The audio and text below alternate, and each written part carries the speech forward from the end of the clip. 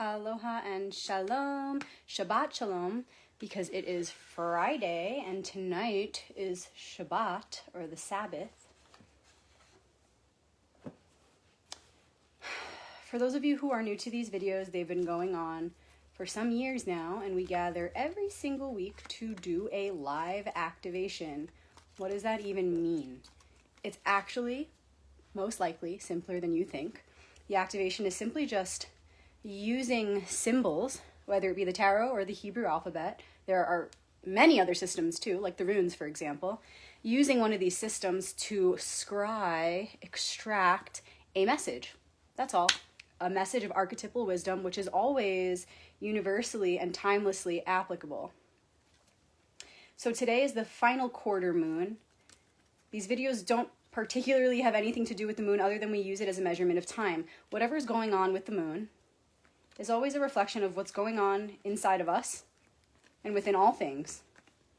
So the final quarter is just reflecting to us that we're coming to the end of this cycle. The final quarter I like to call the in-between week because we are closing up the last cycle, right? We had the full moon last week, so we're now going to close that up, and we're going to prepare for the new cycle, new moon, next week. So today, instead of using my tarot deck, I'm going to use a Hebrew letter deck that I made that you guys might find familiar. I did use these cards a couple of times last year. They look like this. All the letters are hand-drawn by me, upside down. So I'm just going to go ahead and continue to shuffle while you all are tuning in. As usual, I'm tuning in from the lovely, amazing, magical Sedona, Arizona. Where are you tuning in from?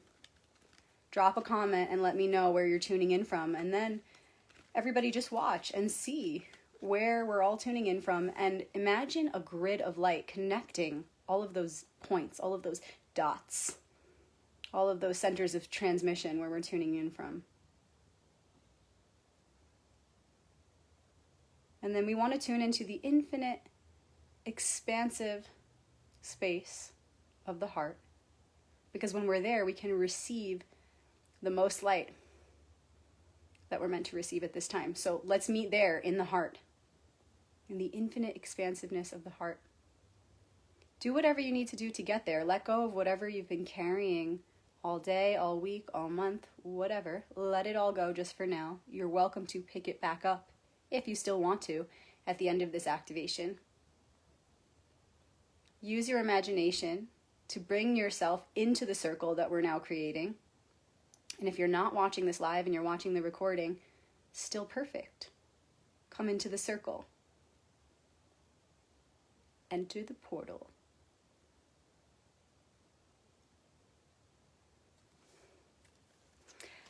Hello from Arizona, Caribbean, Cali, Michigan. Awesome. We're tuning in. We're creating the grid. I'm just going to shuffle a little bit more and then I'm going to begin.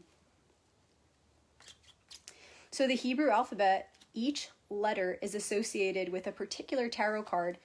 Tarot, for those of you who are new to these videos, means royal path.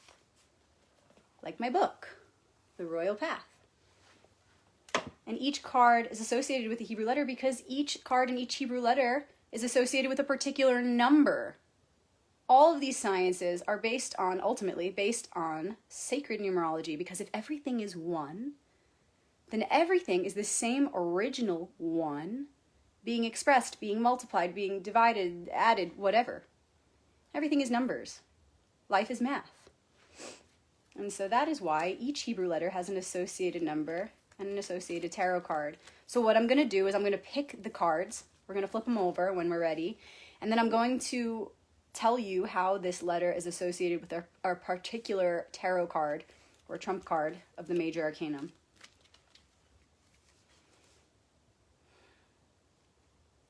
So this is the in-between week. What have we been working on? And we're now ready to let go. So when we see this particular one, we're going to know that this is the thing that we're tying up.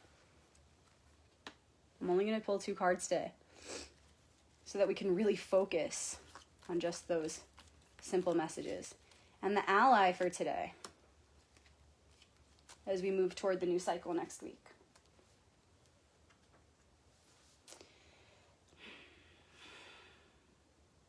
So the card that represents the theme we're closing up is the tzadi. Tzadi is the root word of tzadik, which means righteous one in Hebrew. Tzadi is the letter associated with the moon card in the tarot. And if you look at the hieroglyphic symbol that's associated with this Hebrew letter, because each letter has a correlating hieroglyphic symbol, it looks like a stick figure man laying on his back with his knees bent. So it appears that it's a man looking up. And when you consider this Hebrew letter and hieroglyphic description and connect it to the moon card of the tarot, it really starts to unlock the wisdom of that arcanum. And so we have a man looking up, and then we have the moon. So all together you have a picture of a man looking up at the moon. So being that this is the card we pulled for what we're stepping away from, I'm going to explain it from that perspective. We've been going through a sort of deep reprogramming. The moon represents the light that shines from within. The moon is the pale light in the night sky. So it's the thing that is illuminating truth in the darkness of the night. So we've been going through this dark night of the soul. We've been walking through the dark. We've been walking through this world of illusion and doing our best to see our own reflection through the darkness, through the chaos. The moon is also about, like I said, reprogramming, deep reprogramming. If you look at the art on the moon card in the tarot, you see a crayfish or sometimes a scorpion emerging from the water. And you see a wolf and a dog on the land that he is about to step onto, that the crayfish is about to step onto. This is all about going deep into the waters of the subconscious and doing the work that needs to be done there in order to reprogram the personality of the self, and then emerging renewed. The symbolism of the dog and the wolf is representing this need to go into our completely natural, almost primitive self, our wild self, and then domesticating that for better or for worse, and then coming to this new level of our refined expression. So it's about going back and forth between these two. So we've been doing this dance. We've been reprogramming. We've been diving deep into the waters of the subconscious to see what needs to change there. And the moon comes right before the sun. And remember, the tarot and the aleph-bet, or the alphabet, is a sequence. So you want to consider the card to come. The sun comes after the moon. It's when we shine forth an expression that reflects all the work that we did in the previous arcanum of the moon. So we're getting ready to shine. We're stepping away from the moon and the darkness and going deep within. And where I'm at in the world, we're coming closer to spring. So that's one natural, organic association that I'm going to make to my reality. How can you look at your reality, both inwardly and outwardly, and make those connections to this theme of now emerging from the waters, the depths of the subconscious? How can you relate to that right now? And if you feel that your insights are helpful, please share them with us, because we are a community, we are a team, and this is a collective reading. And the more we share, the more angles of perspective we have to look at the one picture of which we are all a part. Don't forget, you guys, we have a private group on Facebook called The Royal Path. Meet us there, join it, and share what you feel. Share what resonates, because we can learn from you. Again, that was the tzadi. Now let's look at who is our ally as we emerge from the waters or the depths of the subconscious. The yud, the littlest letter. The yud is the 10th letter of the aleph-bet. And it's associated with Arcanum 10 of the tarot, the Wheel of Fortune. The hieroglyphic symbol that's associated with this Hebrew letter, yud, is just a hand. A hand referring to the hand of God, ultimately. And you can now put these two together, because remember, when you put together the Hebrew letter symbol and the tarot card, you get a much bigger picture. So let's put it together. The Yud is the hand of God, like the Khamsa. And then we have the wheel of fortune. We're going to turn that wheel. You see how perfect that goes together? It just creates a much clearer picture of this particular wisdom contained in this arcanum. So we're talking about a hand, the great hand of God, turning the big wheel in the sky. And that's the macrocosmic version. Let's talk about the microcosmic version. We are in reflection of this vision. So you have the hand of God on the great wheel in the sky, but ultimately we also have our hands on the individual wheel of our own lives. So we do have to move within a certain field of law. We have to move within that field of law. If you study Hermetics, this should be really familiar to you. If you study the occult, this should be really familiar to you. Yes, we have a set of laws that we move through, that we must obey, because it's nature. These laws are universal, whether or not we like it. So we have to move within that field. However, once we understand that field and we understand the laws we're working with, then we can play with that. Then we can do magic within that realm. So although God ultimately has the wheel, we do too, in a way, because of free will. Free will, free will. You see what I'm saying? And when you look at the wheel itself, if you look at the middle, the spoke in the wheel, that is like you, the center of God's wheel. You're in the center. You could also see it as the heart in the center. So the Wheel of Fortune is all about directing our fate. And although we ultimately know that God is the one who directs our fate, or Creator, Source, Great Spirit is directing our fate, we also have free will as to how we're going to go about manifesting our destiny. So how are we taking that wheel right now? Because this is the ally, okay? We're coming up out of this challenge. We're rising up from the waters of the depths of the subconscious, right? It's now time to show all that we've learned, express all that we've integrated. So with the Yud being our guide to that, through that experience, it's time to really take the wheel and know that it's up to us. Take responsibility. And some helpful words that could come from Yud, or the wheel, this archetype, would be, watch your language, because it's reflecting your thoughts and your beliefs. Where are you expressing language that's reflecting a deep belief that you are not in control, that you don't have the wheel, that you feel helpless? You know, maybe you find yourself saying, it's out of my hands. I have no control here. I feel that I'm moving toward bad luck or bad fate or bad fortune. All these things are just giving you a preview of, yes, what's to come, but only because of your belief in it. So make sure you're watching your language closely and do your best to observe your thoughts closely. Try to form your thoughts and your speech and even your actions around a more positive belief program. Know that you have the wheel. Know that your fortune is directed by you. Know that even when you feel absolutely helpless, you have the wheel. You are held. You are held in the Yud, the hand of God. Another piece of advice that the archetype Yud, or the archetype the wheel, would tell you is, remember the wise ones, the sages of the days of old. What would they do in order to get a hold of that wheel, take hold of the wheel and direct their fate positively? Not just for themselves, but for the oneself.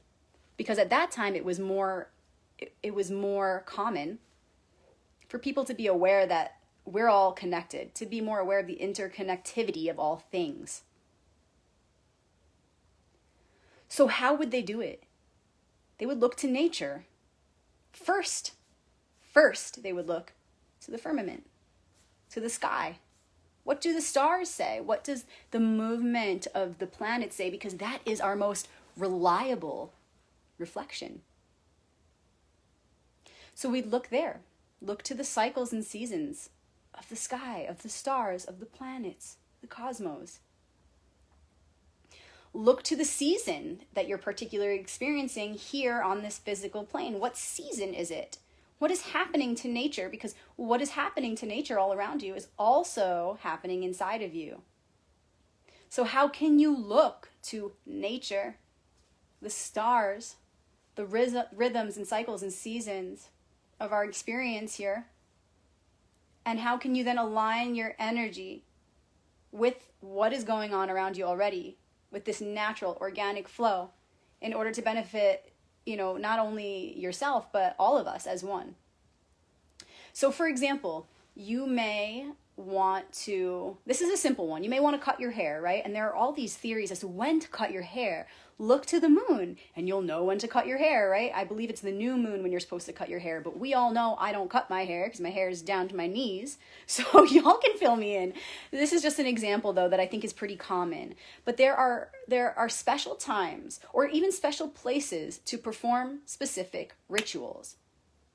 So first consider what is your goal, and then ask yourself, is this goal something that is really worth pursuing, first of all? First, we have to consider, what is the worth of this goal? Is it worth pursuing? Is this goal going to be something that's going to benefit not only myself, but all of us as one? Because when you get to that level of goal setting, then you have Creator and all of nature on your side to help support the manifestation of your goal, because it's benefiting all of life. And this is the way of the divine design. Life supports life.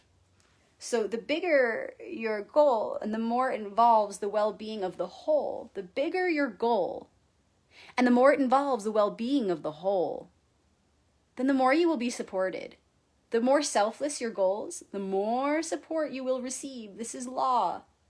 This is law. This is not something I'm making up. Be a good person and you'll be more supported. No, but for real, be good, do good, and you will receive that in reflection. This is laws of energy. This is science, the science of you and me. So first, make sure that your goal is worthy of the pursuit. And then once you have that, look to nature, look to the organic rhythms and cycles that are flowing all around you, that have been flowing since the beginning of time. These are your most reliable reflections. When you lean on nature and these reliable rhythms, your goals are sure to manifest. You are sure to be successful. Our prosperity is then guaranteed. So part of the wheel, part of really taking hold of the wheel and directing your fate is prudence. Because remember, the tarot and the aleph-bet, the alphabet, is a sequence. So you want to look to the card that comes before and even after. The card that comes before 10, the 9, the tet is the Hebrew letter for it, represents the sage or the hermit. There we gathered prudence and the ability to reach circumspection, to see the whole picture, so that when we come to taking responsibility and taking hold of that wheel, we know what the heck to do with it. So remember, prudence and wisdom is a huge part of taking that wheel. It's a big responsibility to take that wheel. So if you really want to direct our fate toward the highest good, then remember prudence. Look for when is the best time and where is the best place to perform the ritual. But remember, if the time is not yet, if the signs around you, if nature is telling you that it is not in your favor to perform that ritual right now, no matter how big or small the ritual is, it could be something like cutting your hair or whatever, writing a manifestation list, creating a vision board, or whatever it is.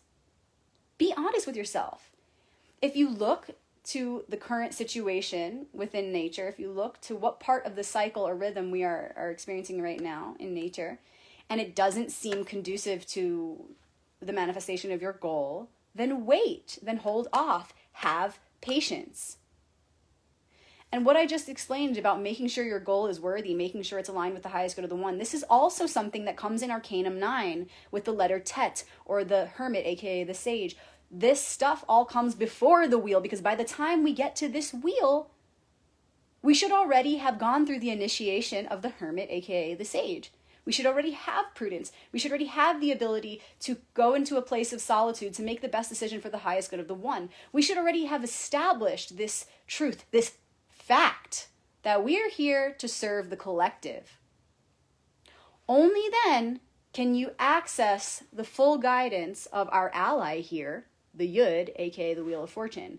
We cannot access the fullest depths of that initiation until we've done the work in the previous one. So this being our ally right now, the Wheel of Fortune, is really telling us to step it up, take responsibility, remember that this is a collective thing we're in here. We're in this together. So take the wheel, but take it wisely.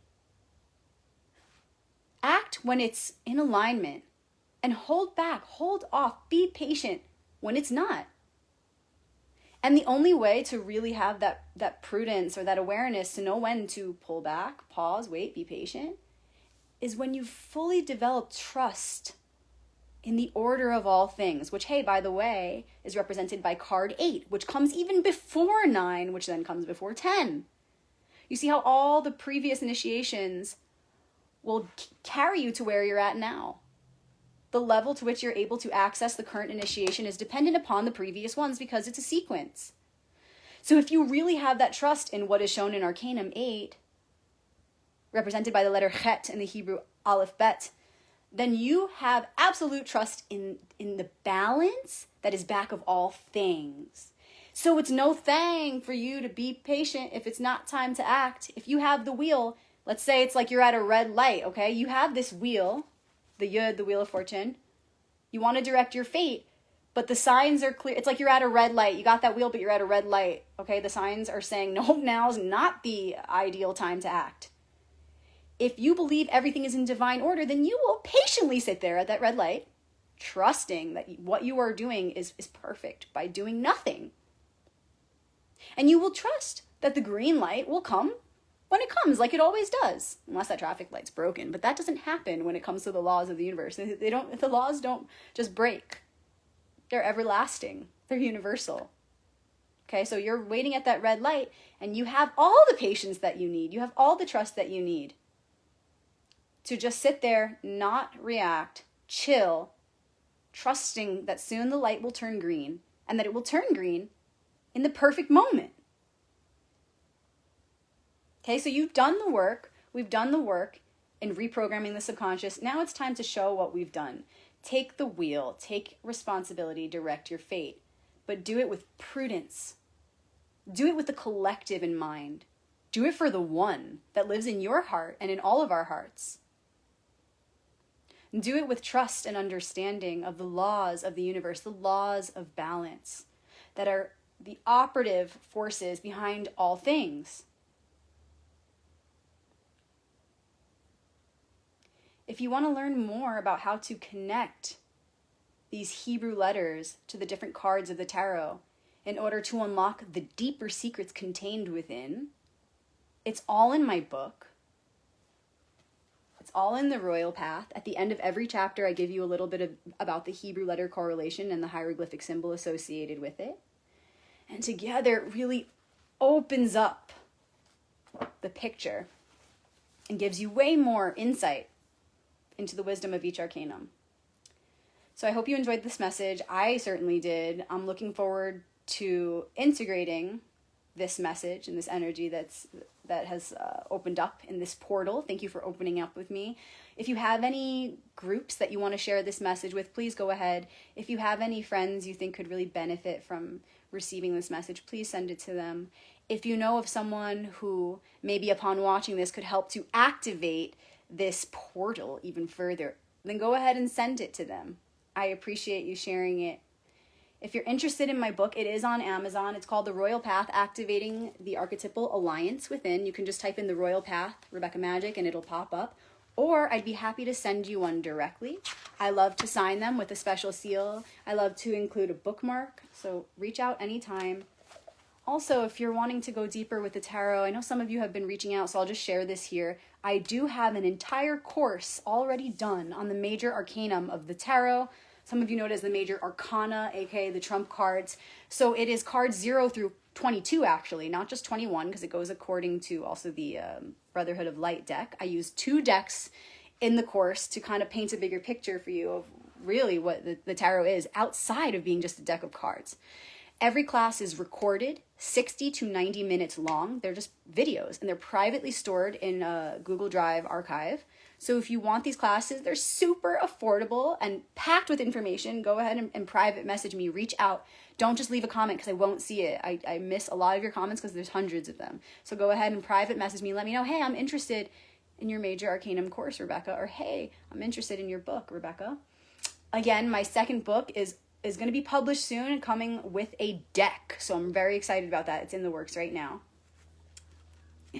Thank you again for activating this message with me. Remember, we're ready to show what we've got. We're ready to take the wheel, ready to take accountability and steer this ship in the right direction. So thank you for doing that work with me, you guys. I appreciate you all so much. Remember to join the private group on Facebook called The Royal Path. It's where we all share in between these activations. We share about archetypal awareness and actualization.